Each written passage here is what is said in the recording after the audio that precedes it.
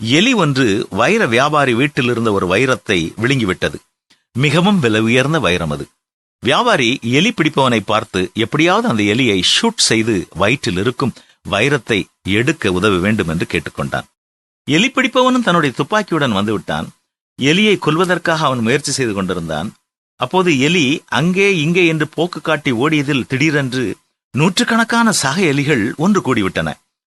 அந்த நூற்றுக்கணக்கான எலிகளுக்கிடையே அந்த வைர மோதிரம் விழுங்கிய எலி மட்டும் அந்த எலி கூட்டத்தோடு சேராமல் ஒதுங்கி தனித்தே நின்றிருந்தது. எலி பிடிப்பவனுக்கு அது வசதியாக போய்விட்டது. சரியாக குறிப்பார்த்து அந்த எலியை டுமீல் என்று சுட்டான். எலி ஸ்பாட் அவுட்.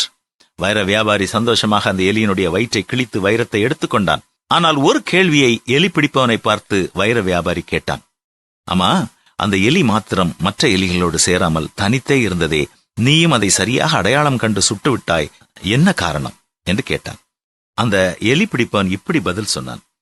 இப்படித்தான் பல பேர் திடீர் பணக்காரர்களானதும் மற்றவர்களை விட நாம் உயர்ந்தவர்கள் என்ற எண்ணம் கொண்டு மற்றவர்களிடம் தன்னை சேர்க்காமல் தங்களை தூரத்தில் வைத்துக் கொள்வார்கள்.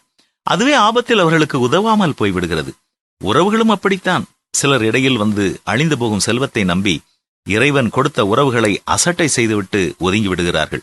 1000 கோடி செல்வம் இருந்தாலும் சொந்த பந்தமும் நல்ல நட்பும் கடைசி வரையில் நம்முடன் இருக்கும். அன்பிற்கு பொறாமையில்லை, அன்பு தன்னை புகழாது, இருமாப்பா இராது, அயோக்கியமானதை செய்யாது, தற்பொழிவை நாடாது என்பது அழிந்து போகும் பொருளுக்காக விலை மதிக்க முடியாத அன்பை இழந்து போகாமல் இருப்போமா?